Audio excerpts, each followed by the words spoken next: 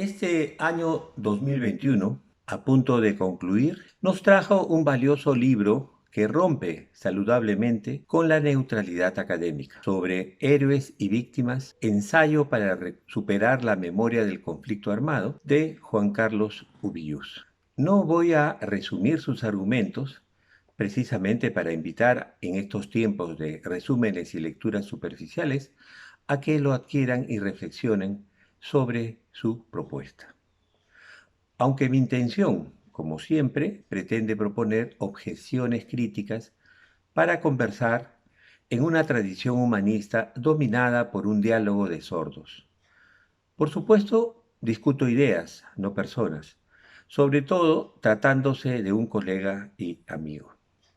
Lo primero que me llamó la atención fue el denominar al periodo sangriento del terrorismo simultáneo del Sendero Luminoso y del Estado como conflicto armado. Es decir, la ausencia del término interno obvia que se cometieron actos terroristas por ambas partes, escudándose en la población civil al evitar el uso de distintivos y atacando a traición, entre otros métodos similares como el recurso a acciones sangrientas. Esto constituyó un calculado mecanismo que buscaba provocar reacciones brutales de las fuerzas contrarias en perjuicio de la población civil, con lo que se incrementaron en una forma extraordinaria los sufrimientos de las comunidades en cuyos territorios se llevaban a cabo las hostilidades. Lo segundo que me inquietó fue la aceptación y convalidación de una lectura caricaturesca del ideario socialista y comunista que, propiciada por la ideología neoliberal, tergiversa la acción revolucionaria al reducirla a una dimensión nacional y a una ética del fin justifica los medios. Entre el giro ético y la seguridad nacional, la política de la emancipación radical no fue impulsada por la Revolución Comunista porque no hubo antes ni ahora tal revolución, ni se trata de repensar esa política. Asumir la ideología de las burocracias que usurparon las revueltas de los trabajadores como socialismo realmente existente, significa obviar toda la crítica de la oposición de izquierda al estalinismo, al maoísmo y traducir el internacionalismo proletario en una dimensión de lucha por la liberación nacional. Es decir, avalar hasta el presente la errónea idea de que en Rusia, China, Cuba o Venezuela hay un sistema comunista. Vale la pena recordar lo afirmado hace más de 80 años por uno de los líderes de la revolución bolchevique, León Trotsky. Cita: el triunfo de la revolución socialista es inconcebible dentro de las fronteras nacionales de un país. Una de las causas fundamentales de la crisis de la sociedad burguesa consiste en que las fuerzas productivas creadas por ella no pueden conciliarse ya con los límites del Estado nacional. De aquí se originan las guerras imperialistas, de una parte, y la utopía burguesa de los Estados Unidos de Europa, de otra.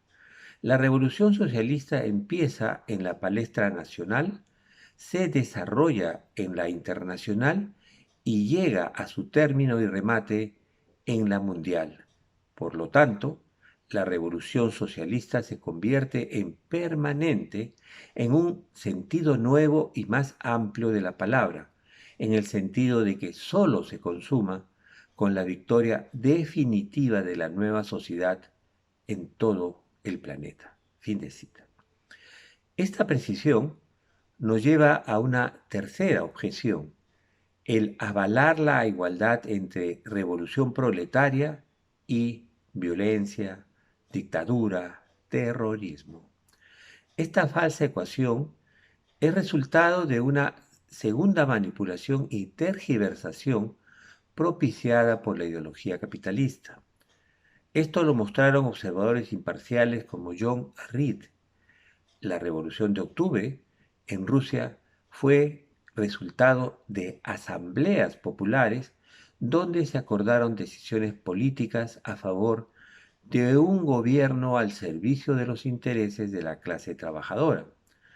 La violencia y el terror nunca fueron la metodología usada para la construcción de la conciencia revolucionaria. Lenin, como muchos dirigentes bolcheviques, aprendieron a deslindar contra el terrorismo porque familiares y amigos fueron víctimas de esa prédica errada. Un hermano de Lenin murió por tal motivo. Las posteriores acciones armadas fueron resultado de la defensa de las decisiones soberanas del gobierno revolucionario atacadas por los invasores ejércitos burgueses de las naciones aliadas. La historia ha demostrado que son los que han perdido sus injustos privilegios aquellos que promueven el crimen y la violencia. Desde la irrupción de los ideales modernos, es la razón la que impulsa los cambios políticos y son los sectores conservadores que, ante la pérdida de su legitimidad histórica, apelan como respuesta a la violencia irracional. Eso ocurrió precisamente en el tránsito del feudalismo monárquico al capitalismo democrático. El dogmatismo religioso consideraba todo cuestionamiento basado en la libertad del individuo y sus derechos al orden monárquico como paganismo, demoníaco y bárbaro. Idéntica postura falsificadora ha asumido el capitalismo frente al futuro régimen mundial de la fraternidad y la solidaridad de los trabajadores. La interesada satanización de la noción de dictadura del proletariado por parte del pensamiento burgués sustituye su raigambre ética por una política, al otorgar a esa noción programática una condición metodológica nunca presente en el marxismo revolucionario, interpreta capciosamente que la revolución proletaria pretende imponer su régimen político a la fuerza por la violencia.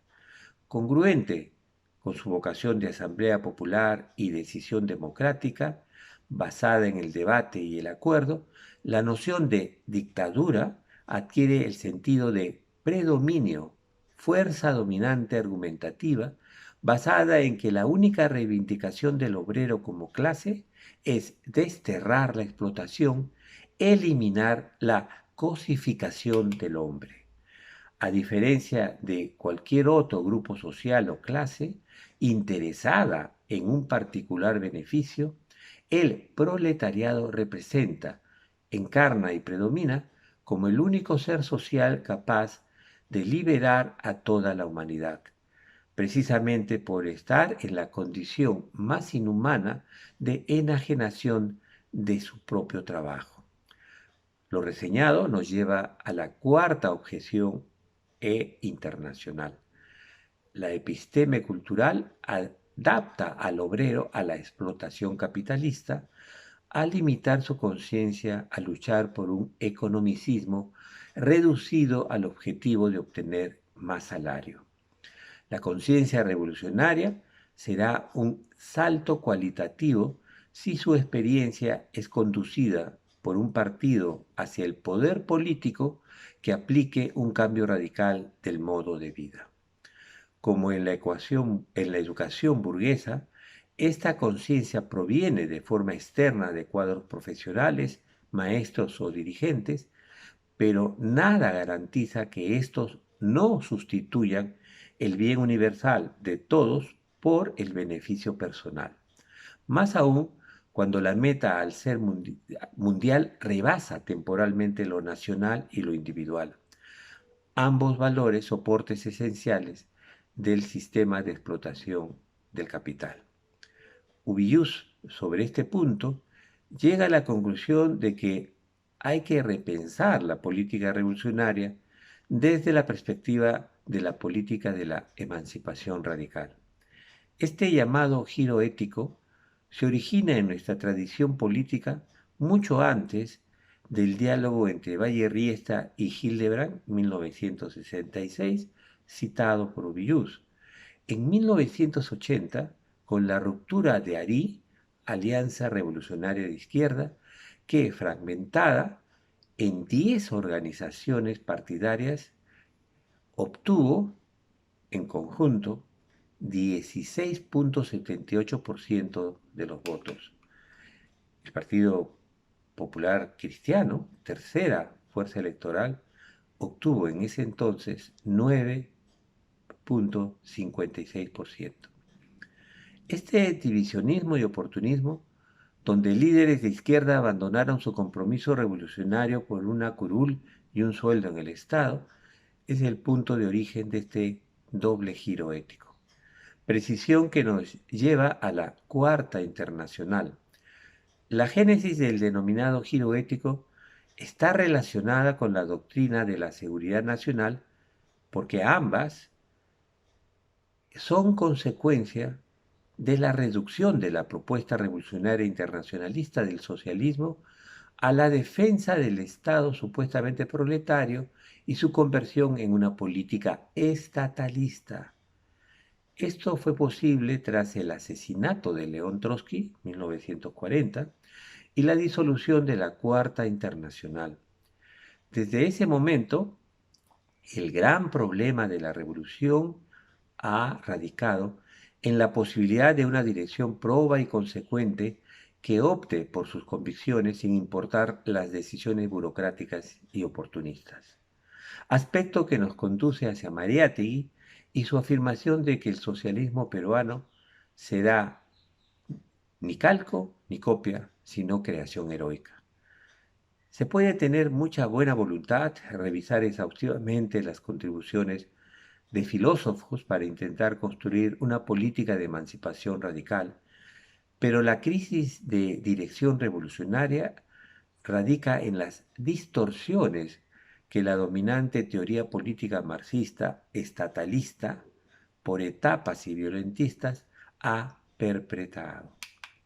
La teoría económica marxista sigue vigente hoy, más que nunca, porque predijo que para ampliar su tasa de ganancia, el capitalista burgués se iba a convertir en lumpenburguesía, es decir, borraría la línea divisoria entre lo legal e ilegal para transitar hacia la explotación salvaje, la corrupción institucionalizada y el narcoterrorismo.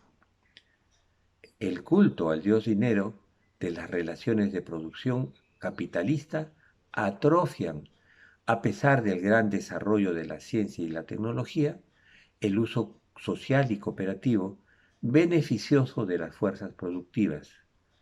En lugar de garantizar alimento, salud, educación y calidad de vida, se impide el desarrollo de la humanidad con un irracional armamentismo, un despilfarro desenfrenado, la depredación y contaminación ambiental, un lucrar indolente con las enfermedades, con la consecuencia de una cada vez más amplia brecha entre los muchísimos que no tienen nada y los poquísimos que tienen mucho.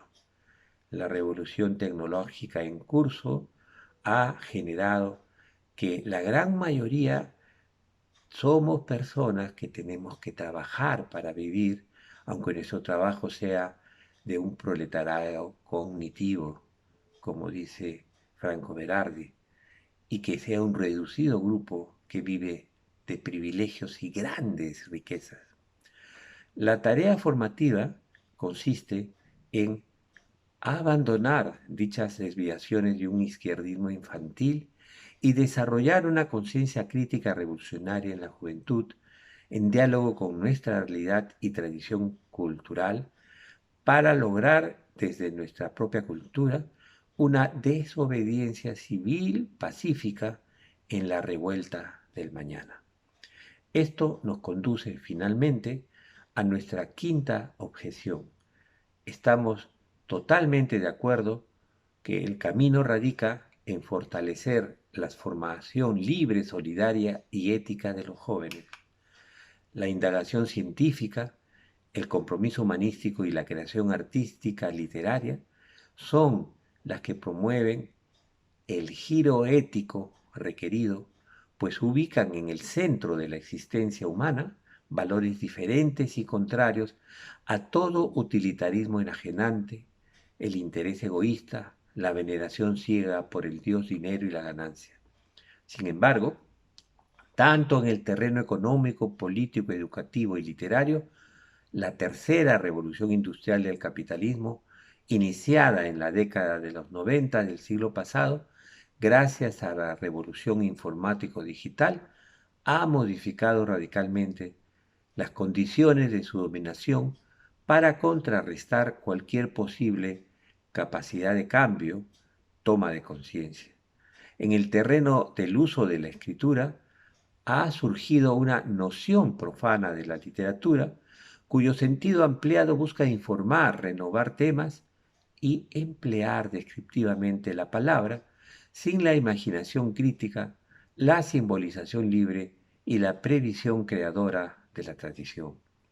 Los textos escogidos para analizar con ánimo probatorio son ejemplos de ese uso constatativo y descriptivo de la escritura que buscan informar sobre ámbitos desconocidos de la realidad individual y social. Carecen de una poética simbólica e imaginativa que otorgue a su escritura una intencionalidad estética en diálogo afirmativo o negativo con la tradición literaria. En tal sentido, forman parte de lo que entendemos como una noción ampliada de la literatura promovida por la revolución informático-digital y la cultura del espectáculo para imponer una ideología consumista, hegemónica en el mercado y un arte de la evasión y el entretenimiento. Aunque hay una equivalencia entre la racionalidad del arte y la del inconsciente, que ha sido precisamente Jacques Rancière el que ha señalado que existe un inconsciente estético que identifica el modo creativo del pensamiento en el campo de la literatura y el arte, es decir, un territorio de un pensamiento fuera de sí mismo, una racionalidad de lo que no piensa, que implica la abolición entre lo visible y lo decible, el saber y la acción, la actividad y la pasividad. Evidentemente, es importante reconocer que ese es un opuesto a lo literario y se denomina literacidad o uso instrumental y utilitario de la escritura, que deviene funcional a las ventas, el individualismo comercial y académico, sin que se pueda visorar, entre comillas, lo que podría ser propio de una poética que afirma la posibilidad de un modo de vida distinto, más solidario y humano. La literacidad de Agüero es la de un, entre comillas, enemigo mío que no acepta su derrota, solo está rendido. La autobiografía de Gavilán constituye un testimonio que hace del oportunismo una apología de una ética de la sobrevivencia. Y la inverosímil ficción de Salazar, que hemos reseñado en anterior ocasión, una escritura reivindicadora de la mujer fría y calculadora. Son obras muy diferentes a Rosa Cuchillo, Los Túpac Amaru y Jimena de Dos Caminos, donde la disidencia de la palabra solidaria promueve imaginar un mundo posible, por venir más igualitario, sin violencia, sin diferencias radicales y respetando toda la vida humana y que existe en este planeta. Esa es la gran preocupación para buscar un cambio en el futuro.